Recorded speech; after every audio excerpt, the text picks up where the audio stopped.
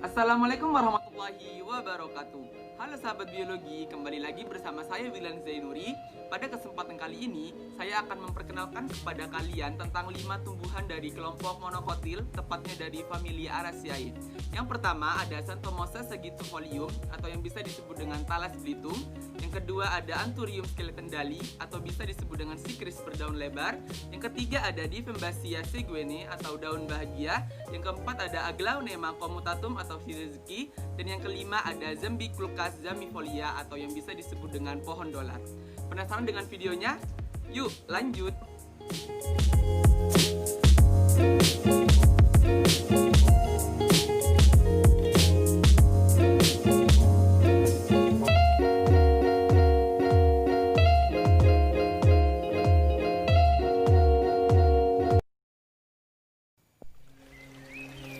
Talas belitung, Xanthosoma sagittifolium. Xanthosoma sagittifolium atau talas belitung. Talas belitung atau Xanthosoma sagittifolium adalah spesies tumbuhan berbunga tropis yang menghasilkan umbi-umbian merpati yang dapat dimakan. Di Indonesia, tanaman ini dikenal dengan nama kimpul, busil, maupun bote. Tanaman ini termasuk suku talas-talasan yang berasal dari Amerika tropis, tetapi kini telah tersebar di berbagai bagian dunia. Di Bolivia, tanaman ini disebut dengan walusa, di Kolombia disebut dengan bore, di Costa Rica disebut dengan makal, di Meksiko disebut dengan mafafa, di Nicaragua disebut dengan cuicuiscu, dan di Panama disebut dengan otoy. Klasifikasi tanaman ini yaitu Kingdom Plantae, divisi Magnoliophyta, kelas Liliopsida, ordo Arales, famili Araceae, genus Xanthosoma, dan spesies Xanthosoma sagittifolium. Tanaman ini termasuk ke dalam tanaman herba yang tumbuh menahun. Tanaman ini berbentuk tegak, memiliki sistem perakaran serabut yang dangkal, dan tersusun dari kumpulan akar adventif. Batang pada Xanthomosa sagittifolium memiliki bentuk bulat. Daun pada tanaman ini merupakan jenis daun tunggal dan daun lengkap, karena terdiri dari helaian daun atau lamina, pelepah atau vagina, dan tangkai daun atau petioles. Daun talas belitung ini memiliki tangkai berukuran panjang, lembut, dan memiliki banyak rongga udara, sehingga membuat tanaman ini dapat beradaptasi pada lingkungan dengan air yang menggenang. Tangkai pada daun talas belitung berwarna hijau dengan ukuran helaian daun 6-60 cm dan lebar sekitar 7-53 cm dengan daun bentuk lonjong atau oval dan pada ujung daun terlihat seperti meruncing. Sistem perbungaannya dengan tongkol, tangkai, dan selundang, atau perbungaan tersusun dalam tongkol yang terlindungi oleh selundang. Tangkainya berukuran 1-30 cm dengan ukuran selundang sekitar 12 hingga 15 cm.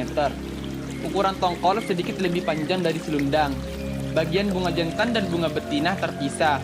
Bunga betina terletak di bagian bawah talas dan bunga jantan terletak di bagian atasnya. Di antara bunga jantan dan bunga betina terdapat bunga mandul atau yang bisa disebut dengan bunga steril. Xanthosoma sagittifolium adalah jenis tumbuhan dari wilayah hutan hujan tropika. Secara alami, tumbuhan ini hidup di bawah naungan tajuk hutan, tetapi dalam kultivasi dapat tumbuh baik di lahan-lahan pertanian terbuka dengan sinar matahari penuh. Umumnya, Xanthosoma sagittifolium merupakan tanaman wilayah dataran rendah dan membutuhkan rata-rata temperatur harian di atas 21 derajat Celcius. Sikris berdaun lebar, Anthurium skeletendali. Anthurium skeletendali atau sikris berdaun lebar. Sikris berdaun lebar atau Anthurium skeletendali merupakan tanaman evergreen yang tidak mengenal dormansi. Mereka cenderung hidup di hutan basah, lereng bukit berbatu, atau singkapan di pohon. Klasifikasi tanaman ini yaitu Kingdom Plantae, divisi Magnoliophyta, kelas Liliopsida, ordo Alismatales, familia Araceae, genus Anthurium, spesies Anthurium skeletendali. Anthurium skeletendali atau sikris berdaun lebar merupakan tumbuhan perdu besar dengan daun berwarna hijau tua. Tanaman ini memiliki susunan daun yang kompak dan tebal serta kaku. Bentuk daunnya memanjang, berdiri tegak, dan mengkilap. Daunnya memiliki ciri yaitu tepi daun bergelombang, serat dan urat daunnya menonjol kuat. Panjang daunnya sekitar 10-30 cm. Tangkainya kotak kekar yang menunjang pertumbuhan daunnya hingga tegak berdiri menodong langit. Bunga pada tanaman ini merupakan bunga berumah satu, atau dalam satu bunga terdapat alat kelamin betina dan jantan. Bunga anthurium terdiri dari tangkai, mahkota, dan tongkol. Bunga dilindungi oleh selundang. Anthurium scletendali memiliki spadik yang panjang, ramping, dan berwarna coklat atau berstruktur seperti pensil yang muncul dari dasar dan spadik yang panjangnya bisa mencapai 70 cm. Anthurium scletendali memiliki sistem perakaran serabut, akarnya berwarna putih dan pertumbuhan akarnya menyebar ke segala arah. Tanaman ini memiliki batang yang tidak terlihat karena terbenam di dalam tanah. Jika sudah dewasa, batang tanaman ini akan berkembang menjadi bonggol. Tanaman ini dapat digunakan sebagai pengobatan dan bahan pembuatan ornamen.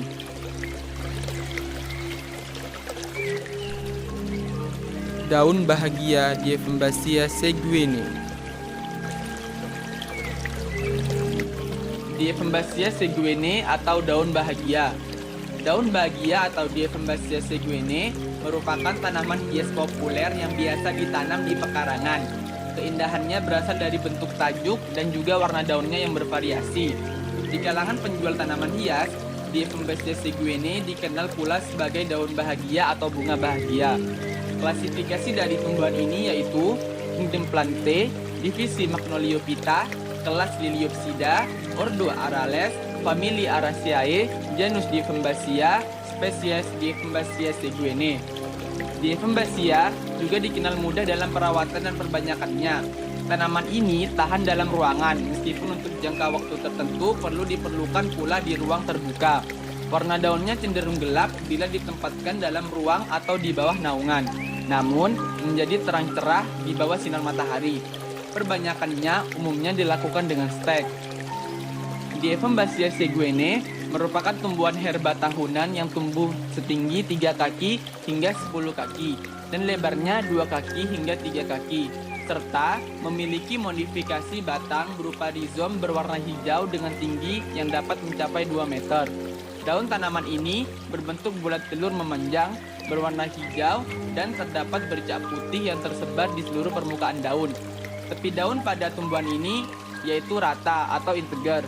Ujung daun meruncing, sedangkan pangkal daunnya tumpul. Panjang daun tumbuhan ini berkisar antara 10 sampai 21 cm, sedangkan lebar daunnya 5 sampai 7 cm.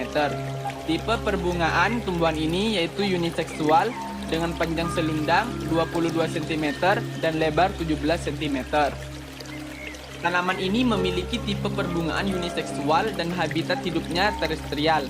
Perbungaan tanaman ini memiliki karakteristik yang khas, yaitu memiliki tongkol yang saling berlekatan dengan seludang.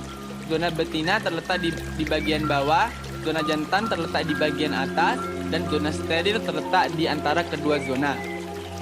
Seludang berwarna hijau pada bagian atas dan putih pada bagian bawah, sedangkan tongkol memiliki warna yang berbeda-beda pada setiap zona. Zona betina berwarna hijau kekuningan, zona jantan berwarna hijau, dan zona steril berwarna putih. Di balik keindahannya itu, seperti Dieffenbachia lainnya, Dieffenbachia seguene getahnya beracun. Getah daun dan batang Dieffenbachia seguene mengandung kalsium oksalat yang berbentuk jarum di dalam sel-selnya dan dapat menyebabkan gatal-gatal maupun kejang pada bibir dan lidah. Meskipun setelah beberapa waktu dapat pulih kembali, gejala ini dapat menyebabkan shock dan kematian karena kejang dan mengganggu saluran pernafasan.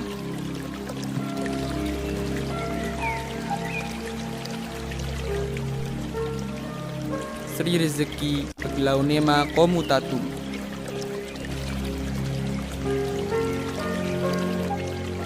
Aglaonema comutatum atau Sri Rezeki.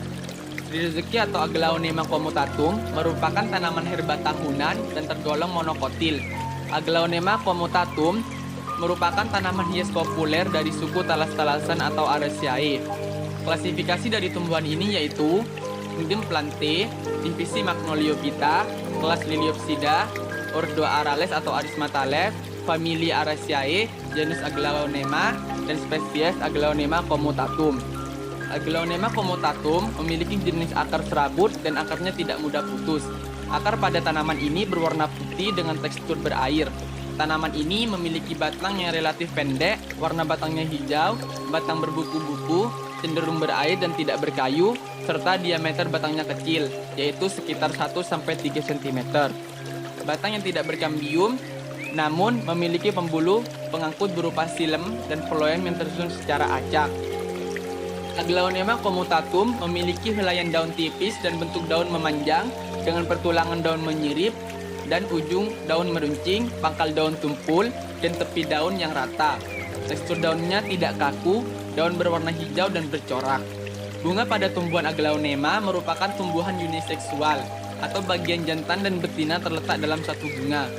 Memiliki serbu sari yang terletak di bagian atas, sedangkan putik terletak di bagian bawah dekat pangkal. Bunga Aglaonema comutatum terbungkus dalam selundang. Habitat asli tanaman ini adalah di bawah hutan hujan tropis. Tumbuh baik pada areal dengan intensitas penyinaran rendah dan kelembapan tinggi. Secara alami, tanaman ini tumbuh di kawasan hutan hujan tropis. Di habitat aslinya, tumbuhan ini memerlukan intensitas penyinaran rendah atau tempat teduh dengan kelembapan tinggi dan suhu setidaknya di atas 15 derajat Celcius. Tanaman yang tumbuh di tempat yang terlalu dingin akan menyebabkan munculnya bercak-bercak gelap pada daunnya. Srizeki atau Aglaonema comutatum dianggap beracun karena mengandung kristal kalsium oksalat yang menyebabkan iritasi pada selaput lendir jika tertelan dan dapat menyebabkan iritasi kulit yang menimbulkan ruam. Namun, di sisi lain, tanaman ini memiliki manfaat, yaitu dapat menyerap polutan. Terdapat pada penelitian yang mengatakan jika tanaman Aglaonema dikombinasikan dengan tanaman lidah mertua dapat menggantikan fungsi dari AC dalam memfilter udara.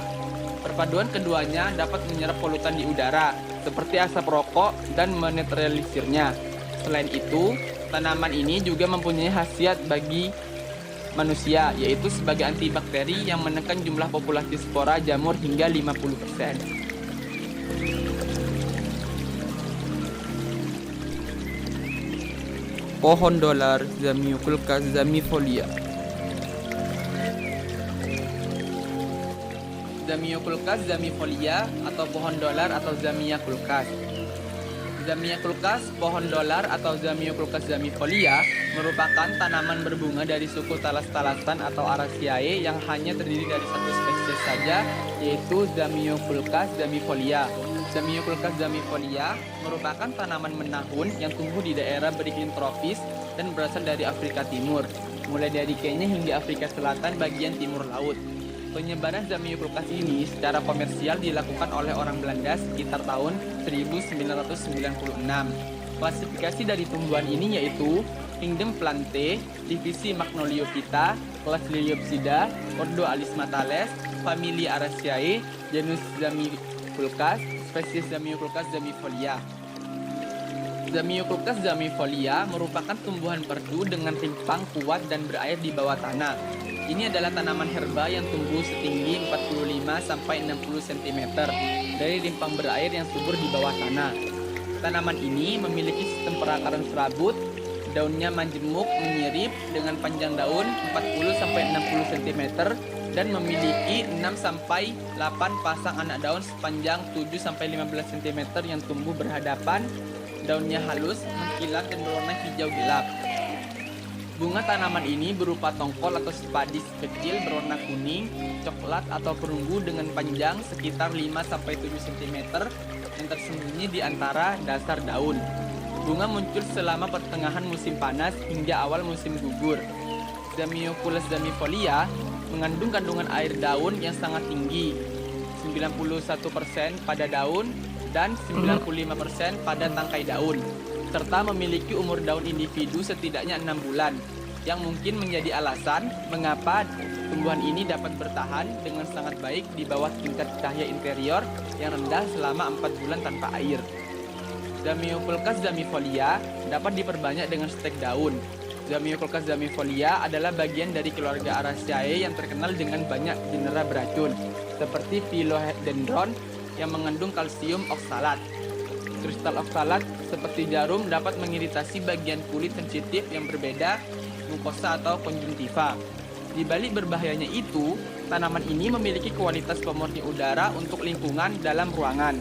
Sebuah studi dari Departemen Ilmu Tanaman dan Lingkungan di Universitas Copenhagen dari tahun 2014 menunjukkan bahwa tanaman ini mampu menghilangkan senyawa organik yang mudah menguap dalam urutan efektivitas berikut: benzena, toluena, etilbenzen, dan silena pada molar sekitar 0,01 mol per m kuadrat per hari.